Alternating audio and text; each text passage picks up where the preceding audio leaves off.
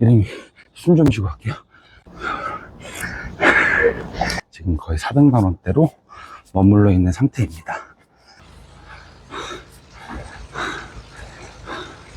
가봐야겠죠? 근데 저는 이게 절반짜리 음모론이긴 한데, 이건 마이크를 가까이 대고 말해야 돼.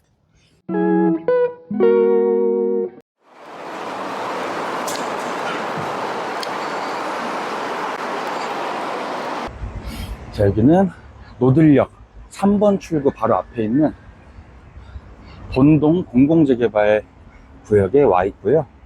노들역에서 3번 출구로 바로 나오자마자 이렇게 본동구역 공공재개발 준비위원회가 사무실이 이렇게 있네요. 공공재개발 아파트를 짓는 경우에는 용적률 인센티브 같은 게 역세권 재개발처럼 국가에서 좀 메리트를 주긴 해요. 그런 그 대신에 당연히 기부 찬압이라던가 임대주택 이런 것들로 해서 다 절반을 가져가는 그런 구조로 돼 있거든요. 그래서 여기도 다 해서 1000세대 정도 되는데요. 그 중에 반은 조합원 물량이고 나머지 반 중에 또 반이 일반 분양, 나머지는 임대주택, 이런 식으로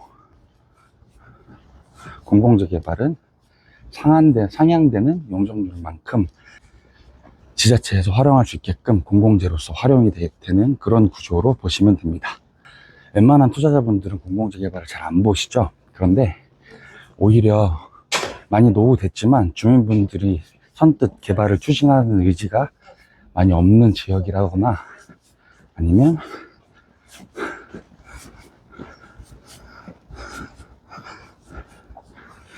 우리 지역의 개발 속도를 좀 빨리 가고 싶다 라고 하는 경우에는 공공재개발 추진이 오히려 굉장히 좋은 방식일 수 있는 장점이 있습니다.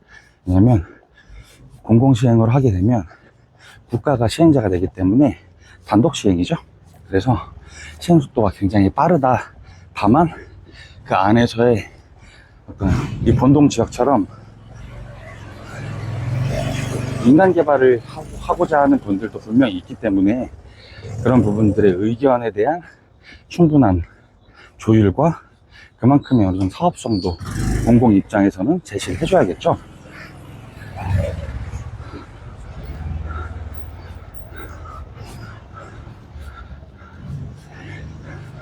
본동 같은 경우에는 후보지 선정이 21년도 3월 달에 선정이 된 지역이고요.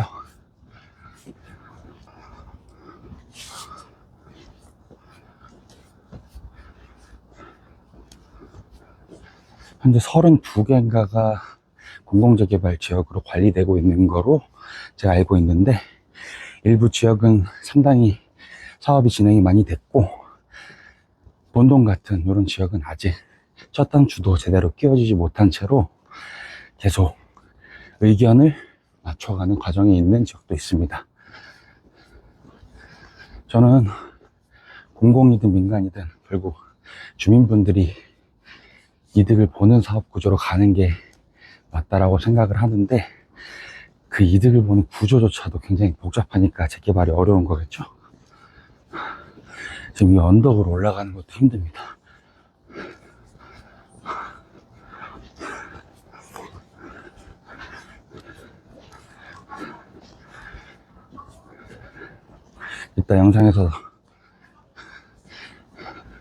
이따 영상 마지막 부분에 나오겠지만, 아까 처음 초입에서 봤던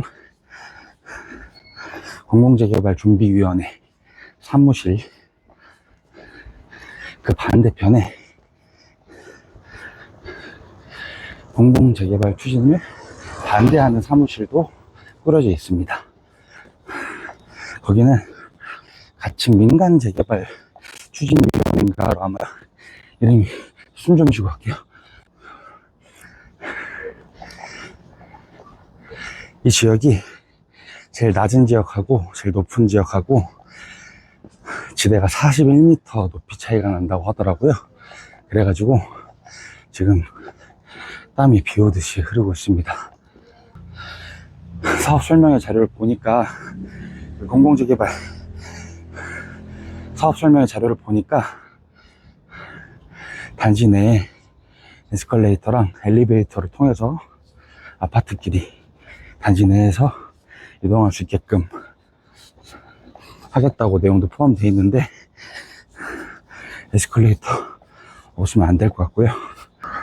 근데 이 지역이 노들역 바로 앞이고, 힘들어.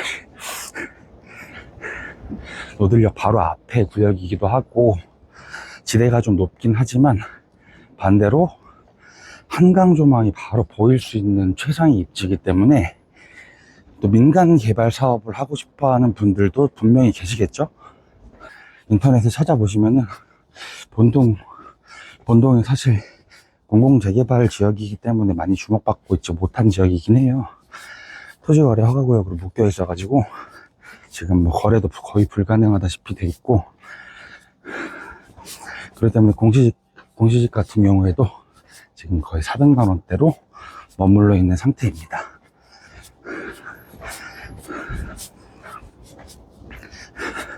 근데 아까 말씀드린 것처럼 21년도 3월에는 후보지 선정이 된 거기 때문에 최종적으로 정비 계획이 잡힌 건 아니죠.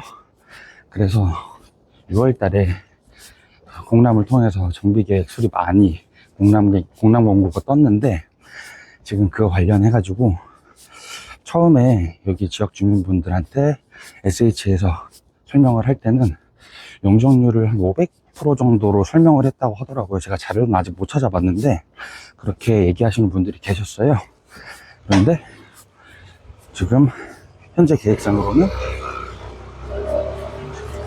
277% 조금 안 되는 그 정도의 용적률이다 보니까 공공재개발로서의 메리트가 크게 안 느껴지는, 사실 재개발 메리트가 크게 안 느껴지는 그런 상황인 것도 사실 맞기도 하고요. 그래서 이제 반대하시는 분들도 많이 생겨났을 것이고, 반대하시는 분들도 많이 생겨났을 거기 때문에 민간 재개발 추진을 위해서 반대 동의서를 거의 30% 이상 지금 거둔 상태라고 첩보를 들었습니다.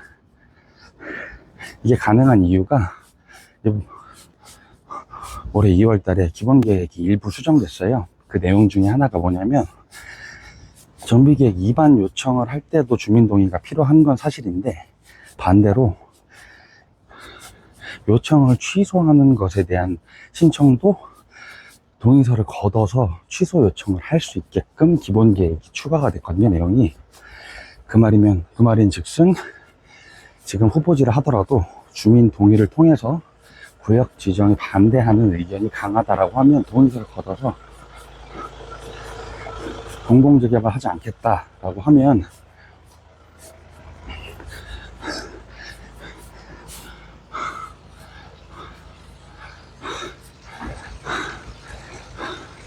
가봐야겠죠?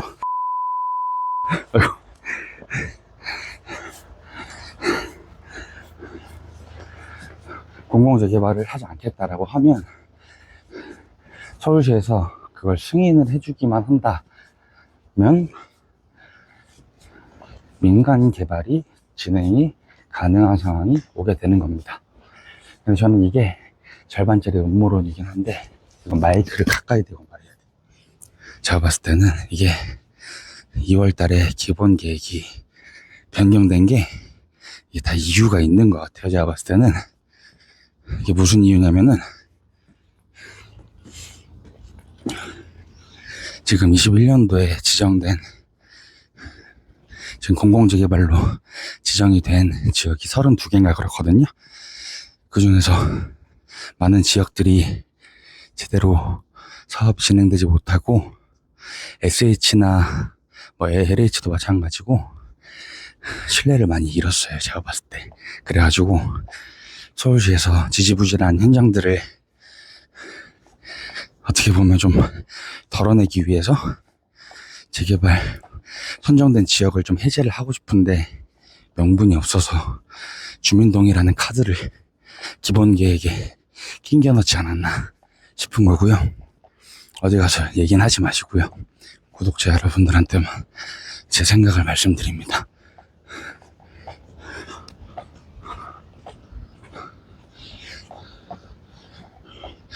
요 건물은 제가 지금 여기서 본동에서 본 건물 중에 그래도 제일 새 건물 같네요.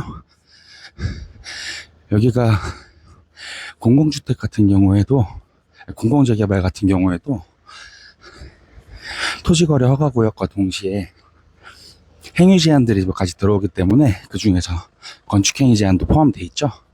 그래갖고 쪼개기라던가 여러 가지 필지 분할 이런 것들이 불가하기 때문에 보시면은 뭐 노후도라던가 이런 거는 사실 체크해보지 않아도 될 정도로 많이, 거의 보여지는 건물들 대부분이 빨간색 벽돌로 지어진 단독주택 건물들이 많고요.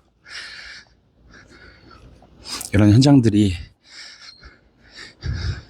근데 또 무조건 공공재개발이 해제된다고 해가지고 무조건 또 민간재개발 해가지고 뭐 역세권 한다, 그것도 또 좋게 볼 그게 아닌 게, 제가 어렴풋이 보기만 해도 지금 단독주택들이 굉장히 많거든요. 이런 지역들은 또 추진하기가 쉽지 않기 때문에 자생적인 어떤 쪼개기를 통해서 시간이 좀 필요한 그런 과정들이 있지 않을까 싶습니다. 여기가 아까 말씀드렸던 공공재개발을 반대하는 추진위원회, 민간재개발 추진위원회 사무실로 쓰여지는 건물 같고요. 저는 민간재개발이든 공공재개발이든 주민분들이 이득이 되는 구조로 진행이 됐으면 좋겠네요. 아무튼 좀 정리를 해보면, 아까 말씀드렸던 그 기본계획 변경된 내용이 저는 서울시의 어떤 그런 느낌적인 그런 거라고 생각을 합니다. 그래서 지금 공공재개발로 지금 많이 유튜브에 본동이랑 이런 공공재개발 추진 지역들 잘 찾아보시면은 정보가 그렇게 많지 않아요. 그만큼 어떤 투자자들의 관심도가 많이 떨어져 있다는 거죠. 그런데 이런 지역들 중에 단계나 이 지역들이 민간으로 전환됐을 때 추진이 빨리 될 수 있을 만한 지역들 같은 경우에는 미리 좀 찾아뒀다가 즐겨찾기 해놓은 상태에서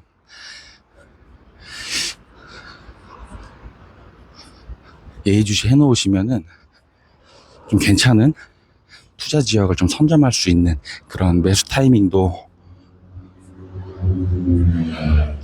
잡아볼 수 있지 않을까 싶네요. 오늘 첫 영상은 저희 콘서트홀에 오시는 분들 중에 본동 이야기를 하신 분이 있어서 제가 한번 바로 와봤고요. 댓글이나 아니면 저희 방청 오셔가지고 개인적으로 여기 지역 좀 다뤄달라고 하시면은 제가 심도 있게 다뤄드리도록 하겠습니다. 이게 유튜브에서는 다룰 수가 없는 내용들이 굉장히 많아요. 그래가지고 대부분의 좀 많은 내용들은 오프라인에서 오시는 분들에게 티타임을 하면서 이야기를 많이 나누기 때문에 많이 부동산 콘서트를 찾아주시고요. 오늘 첫 번째 한방 영상은 이 본동 지역을 촬영하면서 마치겠습니다.